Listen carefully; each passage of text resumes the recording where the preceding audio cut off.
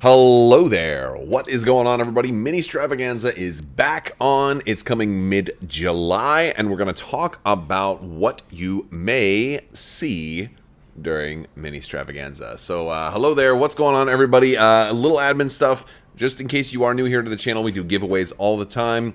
If you want to enter to win any of those, you just have to be a subscriber and leave a comment.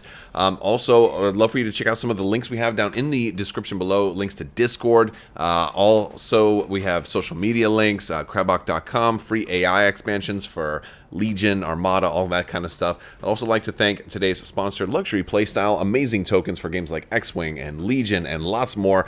Use code CrabbokVIP. You're going to save 15% off of your amazing full metal tokens. Head over to luxuryplaystyle.com and check them out. All right, so Ministravaganza was rescheduled. Initially, it was going to be June 9th through 11th, 2022. There was a little bit of some people getting sick, so they had to postpone, and it is back on July 14th through 16th. Now, this is only about 2 weeks before Gen Con, so I have definitely some thoughts. Now, during the weekend, June 9th through 11th, it was a Thursday, Friday, Saturday kind of situation. We did get a bunch of spoilers, and we talked at length about those. There was Legion spoilers. There was some X-Wing, ship cards and leaks, and not really leaks, but reveals, official leaks, like the good kind of leaks, the servings of some of the new standardized loadouts that we're getting from the Battle of Yavin pack. We didn't really get much for Armada. But there was was a painting stream that was going to be happening, and we're going to talk about rapid reinforcements a little bit. So hopefully we will get some more of that during the new time. So I'm going to start off talking with did they the obvious question that I think everybody is going to have, and that's going to be, what do they have left to show us?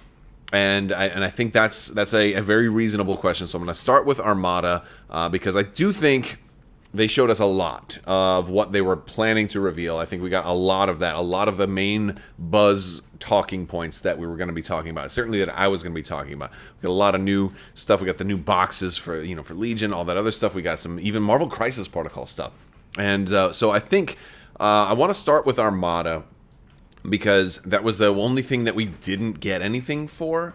And I think that if they did kind of drop most of their spoilers already, which I think they may have, I think that leaves a little bit of room, and I think it leaves a little more talking point room for Armada. So maybe we'll see maybe we'll see an extra Armada stream thrown in there that they didn't have before. There's plenty of new ships that they can paint. If they wanted to do rapid reinforcements, maybe they only had room to fit one in there. Maybe they'll have room to fit even more. So that's a kind of a cool thing. So I think that's exciting. We also know that there is an OP kit coming for Star Wars Armada, and that's the Kessel run solo A Star Wars Story, the Maelstrom. Basically, they had that Star Destroyer that was in the Maw that was chasing the Millennium Falcon, and the idea is it's a kind of a fleet battle in that Maw, and there's that giant, they call it the Shumagorath. It actually has a long name. I have to look it back up again. But that can be there, and that can mess with everything, and kind of, if you get too close to it, maybe it pulls you in. I don't know. This is just from me watching the, solo. So it will be interesting to see how this OP kit comes out, and of course that should also have the Intensify Firepower alternate art that was available. Or at least that was kind of one during the first Ministravaganza's campaign event.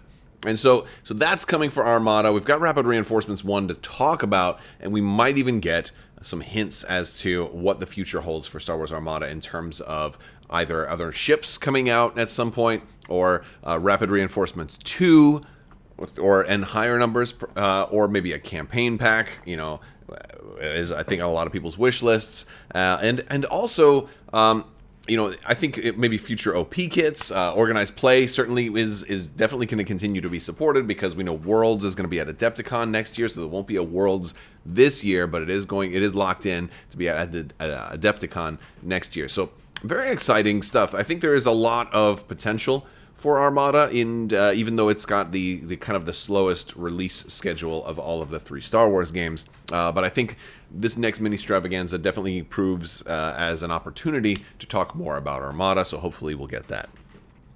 Next up is X-Wing. I think they definitely spoiled a lot of X-Wing. There's definitely more that they can do. So we know the Battle of Yavin is coming. I think they could also spoil more pilots from that. They only gave us a handful, and there's certainly a lot left to go. And I think it'll be important to do a live stream to talk a little bit about the inclusion of TIE interceptors, because I've had to talk about it quite a bit. They released an article talking about why TIE interceptors were included, and I think it's a very reasonable article. It certainly breaks the on-screen depiction of the Battle of Yavin, and okay, you certainly have the option not to include that, right? You don't have to use TIE interceptors in your game if you don't want to, but for purposes of making the pack balanced, I thought that was a very reasonable inclusion. And of course, they worked with Lucasfilm, and their TIE interceptors did exist in a prototype format during that time, and that's kind of where they're going with, is a prototype TIE interceptor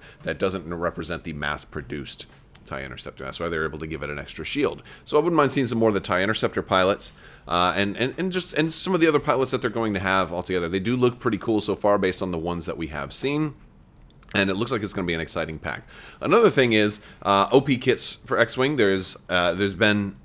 we just had the droids you're looking for, which just came out. I'm sure they'll be talking about maybe what's next in the OP kit format. But they also talked about the future of these scenario packs, or these standard loadouts.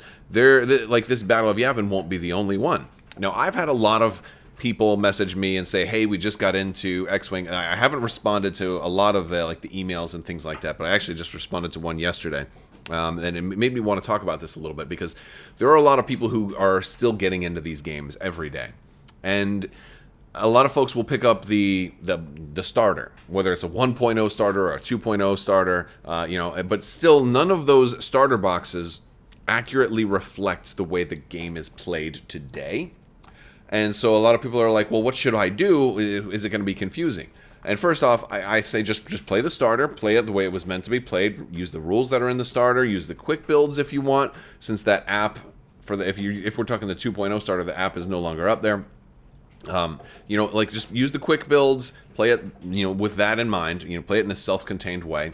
And if you decide to get some more expansions, use the quick builds for those. That's enough to kind of get your feet wet and get you that initial experience. And I think, when you're ready to go forward, when you're ready to, play it in the 2.5 arena the way it is right now, I think it could be a big jump into like list building and all of the new rules. And I feel like Battle of Yavin and scenario packs in the future that they're going to do for presumably for all the other factions, and that's something I think they'll talk about.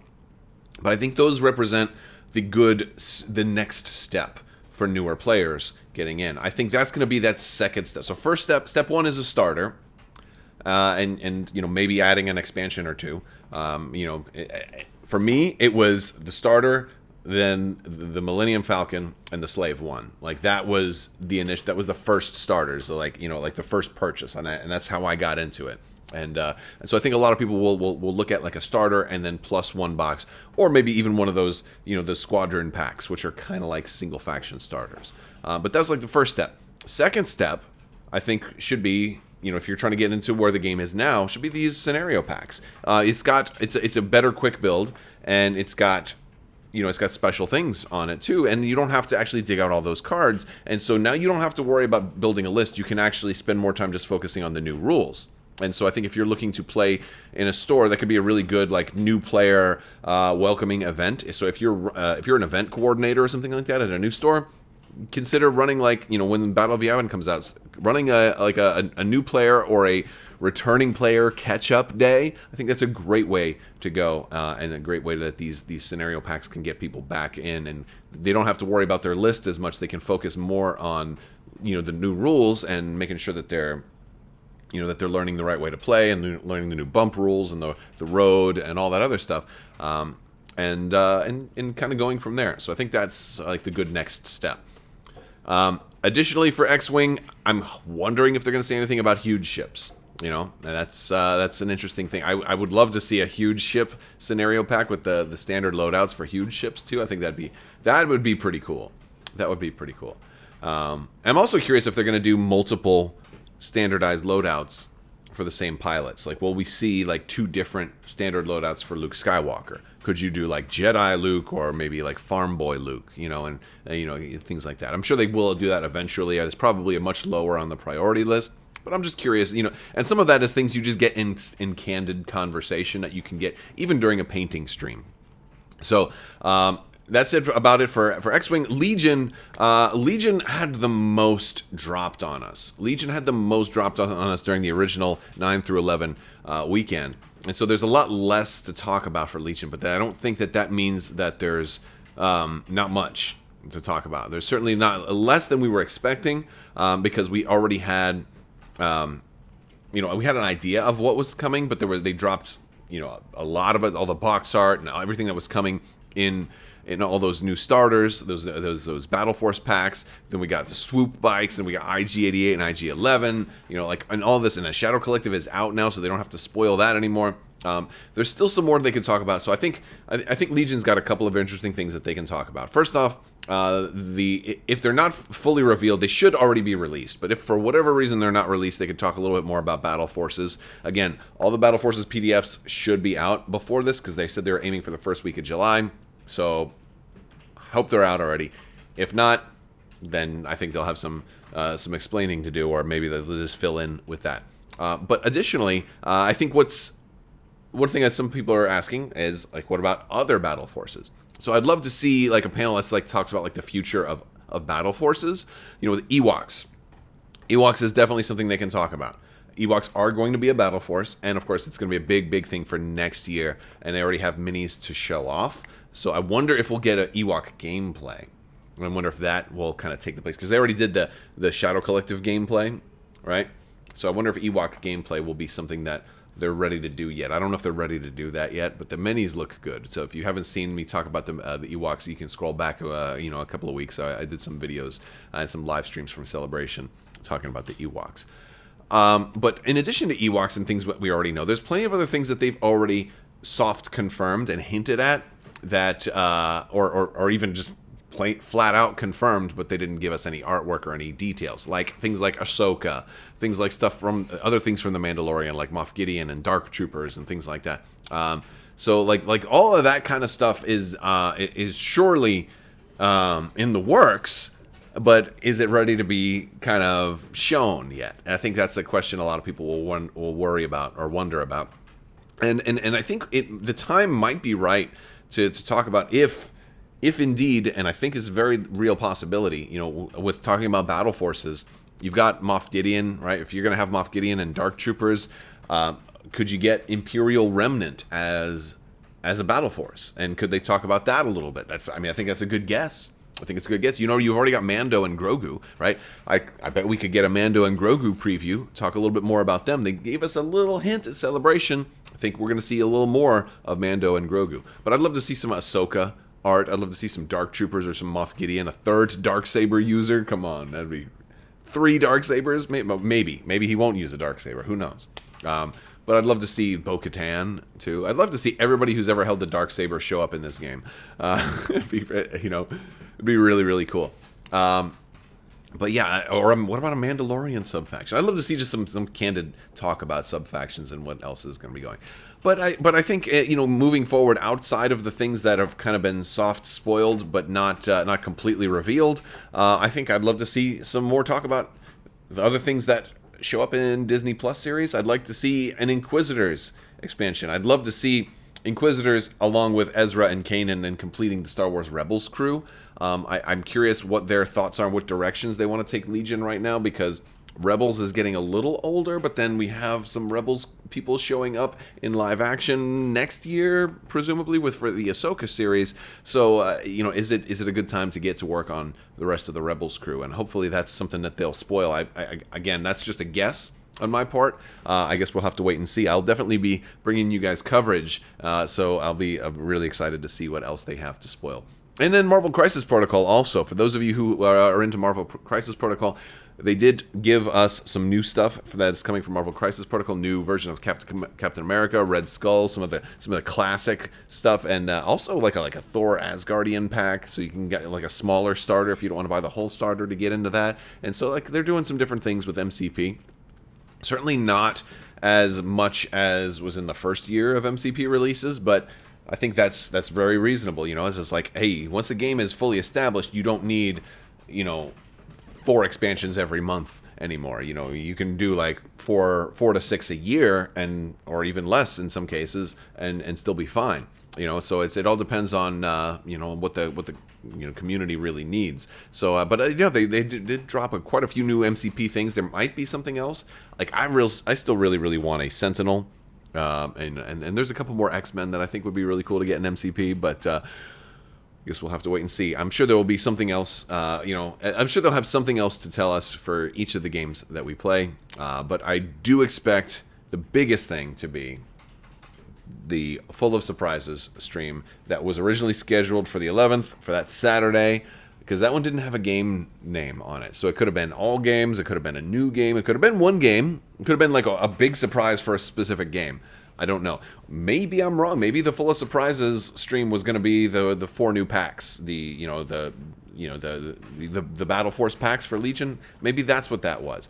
I don't know. I guess we'll have to wait and see. There will be more information to follow. I'm sure once they put a new schedule together, then I'll have more to talk about, and I'll be able to bring you guys more information on what days they're going to be covering what, and even more hot takes and predictions on what we think we're going to see based on that new schedule. So again, if you're interested in that, stay tuned. Click that subscribe button. We have one more thing I want to talk about, and that is our recent giveaway. So again, I do giveaways on this channel all the time, and this one is for a Shadow Collective core set. So if you guys have been watching, all it takes is, if you want to have a chance to be the winner, you just have to be a subscriber and leave a comment, because I'll just go through and I filter by people who are subscribers, and I'll pull out a winner. Today's winner is going to win a $70 Amazon core set for a Shadow Collective core set in the form of a $70 Amazon gift card. I can say this correctly. Today's winner is going to be Mike Neipert. Either Neipert or Neipert. I'm sorry if I'm saying that wrong. Congratulations. Go ahead and shoot me an email at mailcrabbok@gmail.com, and we'll get you squared away. If you did not win, don't worry. There will be new giveaways starting all the time. I'm actually going to announce the next giveaway in one of my Legion unboxings that's going to be coming this week. And this week for the Shadow Collective, I think it's going to be the Essentials kit is where I'll be kind of showcasing the new giveaway, whatever the new giveaway is going to be. So again, there's always chances to win. Just be a subscriber and leave a comment. And that's about it, guys. I want to thank you all so much for watching. Big thanks to my patrons. You guys are absolutely amazing and help make this channel possible. I will talk to you later. May the Force be with you, and goodbye there.